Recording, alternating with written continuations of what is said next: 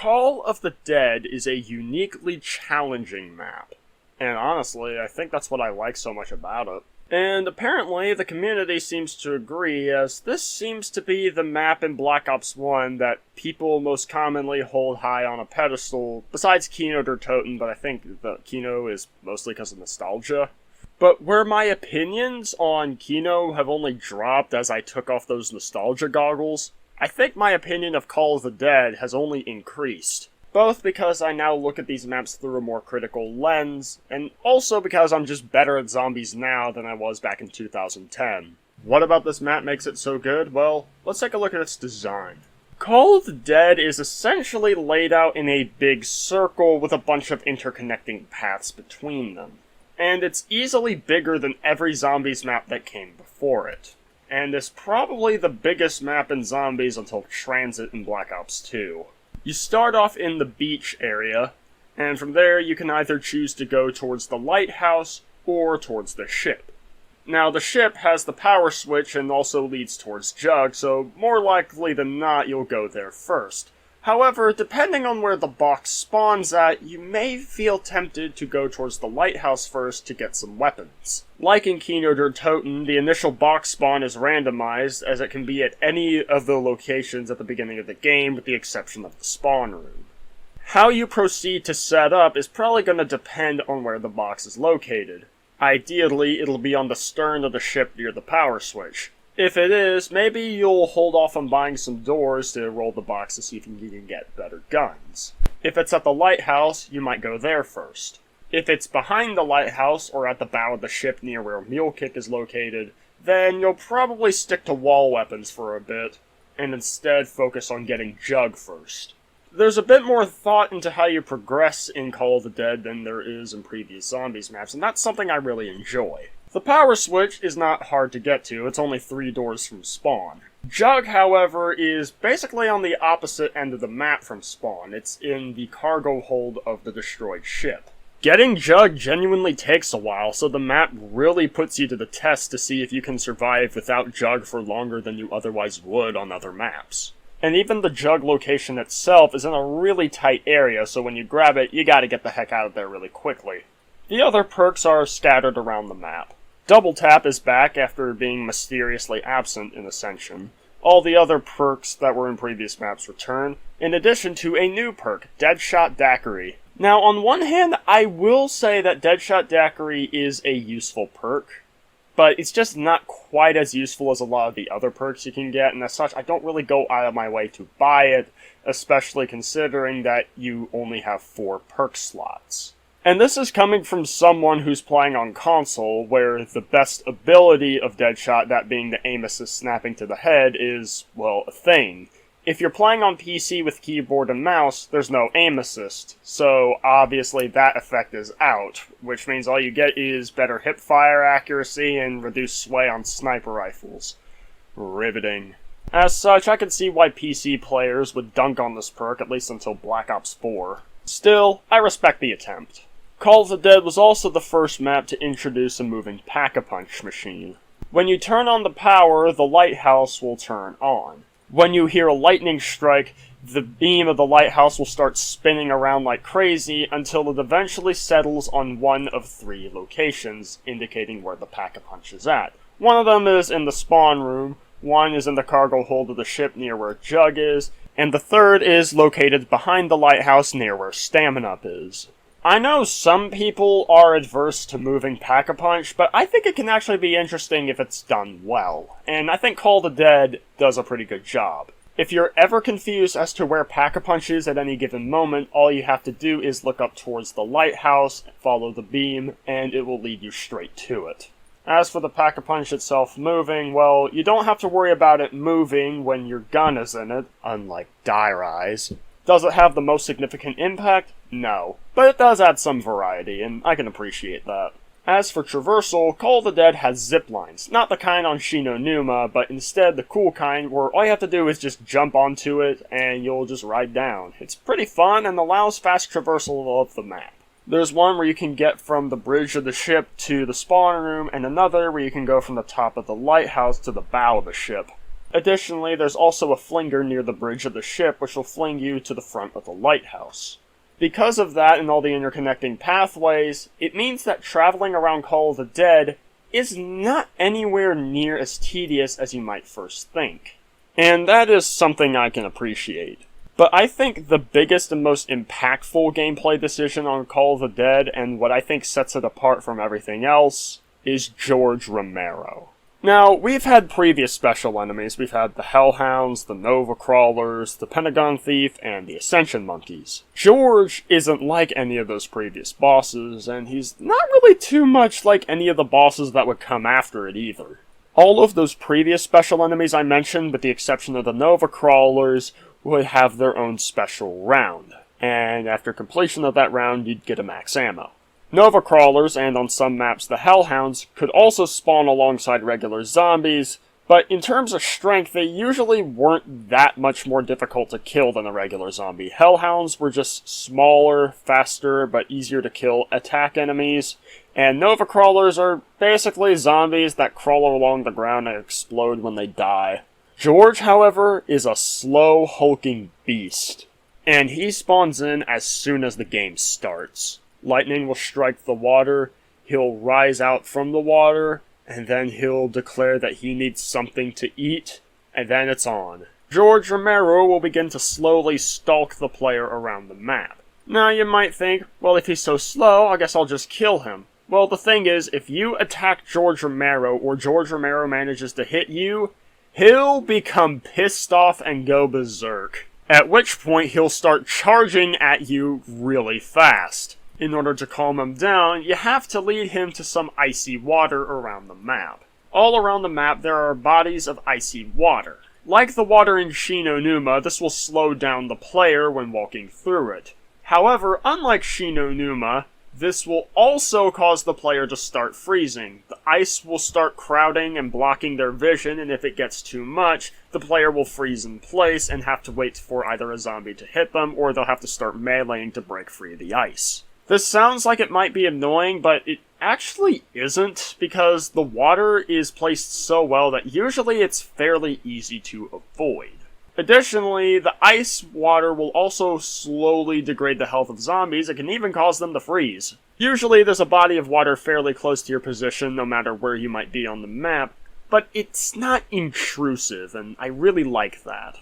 The closest it comes is the cargo hold in the ship near Jug, but I think that makes sense since the Jug spot is supposed to be challenging to get to. Well, this icy water will also calm down George Romero if he's pissed off. Just simply lure him into the water and he'll calm right back down.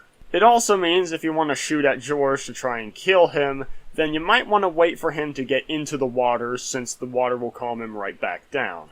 Pissing George off will also cause him to yell, which will discombobulate every player. This means you gotta be careful, otherwise he can really fuck you up. Although, admittedly, it is kind of annoying when I'm in a co-op match and there's always that one teammate who keeps fucking knifing him, but I chalk that up to them just being unskilled or being a troll.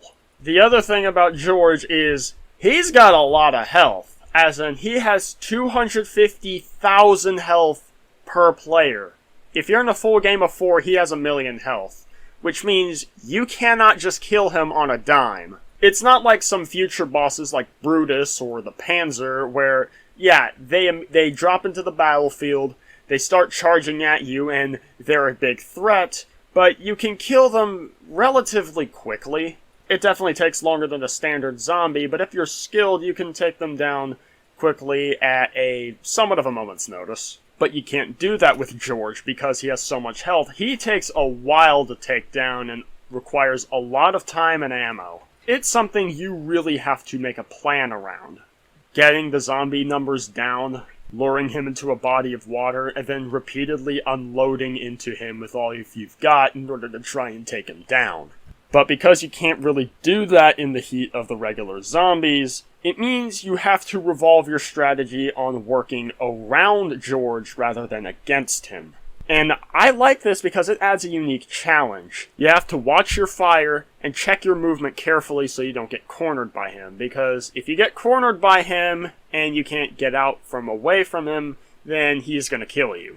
and it adds this constant thought into how you proceed, which is absent from a lot of other zombies maps, and that's why I think Call of the Dead is so great. Of course, that's not to say that you shouldn't try to kill George, because killing him rewards you greatly with two things. The first is a random perk bottle power-up, which gives everybody a free perk. This can be used to exceed the 4 perk limit. And I think it makes a lot more sense here than it did with the monkeys on Ascension, since you don't have to worry about George taking your perks. The only way you're going to lose them is if you go down. Which means if you keep killing George over and over, you could potentially get all 8 perks provided you don't go down. The other reward is the Wunderwaffe DG2. Now, I think I should rewind a bit and talk about this map's wonder weapons first. There's actually 2 of them. The Scavenger and the VR-11. The Scavenger is a sniper rifle that shoots explosive bolts that obliterate everything. Provided you're below round 40. After round 40 or so, apparently it stops being effective, so for high rounds you can't use it forever. But if you're like me and don't really go for high rounds, then it is really badass and extremely fun to use. There's nothing more satisfying than just hearing the explosion from when this thing blows up an entire horde of zombies.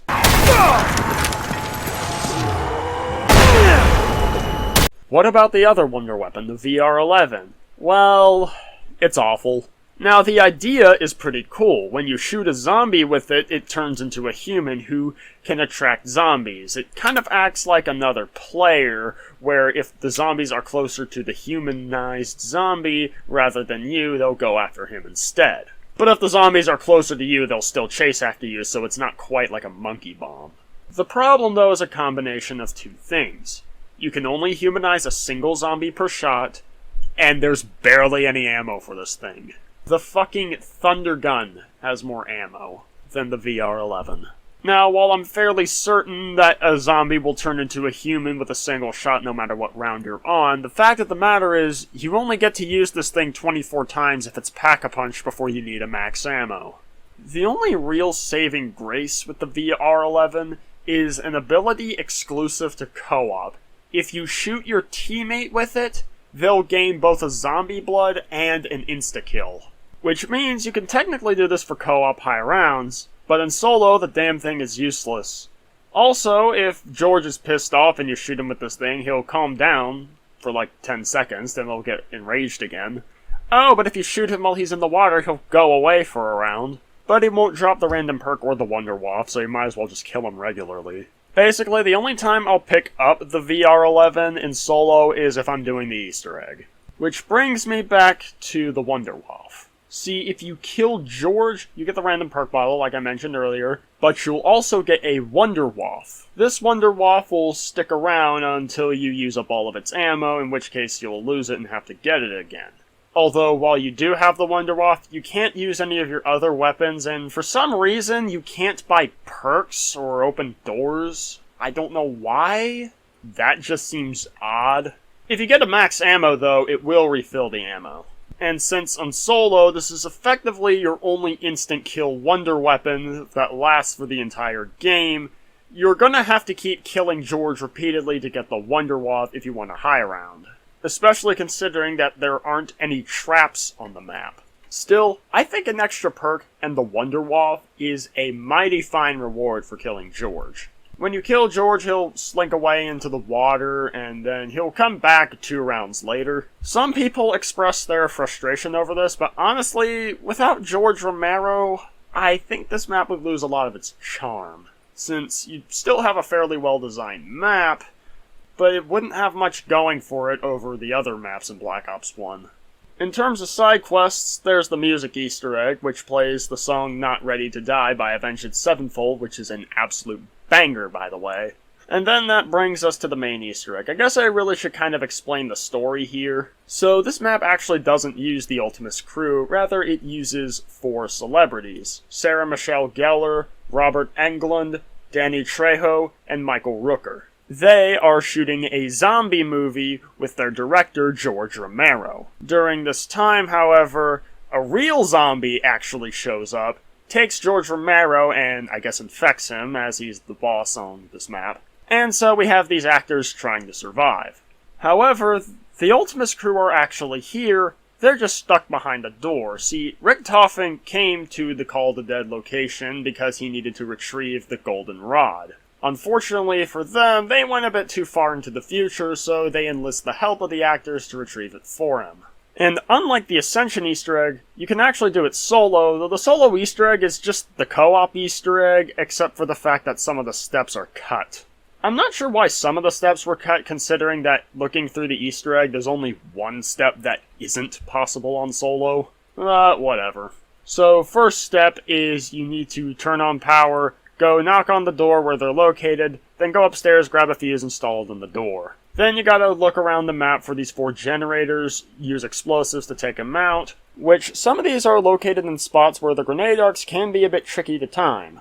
Then you gotta get Nikolai some vodka, where one person has to knife a bottle frozen, and the other person has to stand below it to catch it. Then there's a step where you have to activate 4 radios in a certain order under a time limit.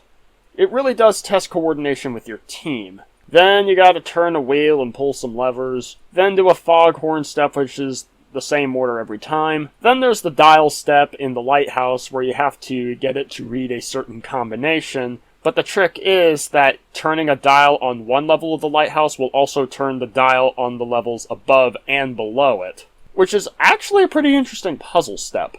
Of course, somebody figured out an algorithm to actually get it to what you need to be. And then the final step is get the VR-11, humanize a zombie, then have it run towards the lighthouse, then it'll start floating up, kill it before it reaches the top. This is extremely fucking easy with the scavenger, but otherwise it's a sufficiently challenging step. Then give the golden rod to them and knife the fuse box, and then they'll be on their merry way. And you'll also get the Wonder Wop as a reward, as well as an achievement. The solo Easter egg is exactly the same as the co-op Easter egg, except you only need to do the steps where you knife the door, put in the fuse, destroy the generators, pull the levers and turn the wheel, and then the lighthouse step.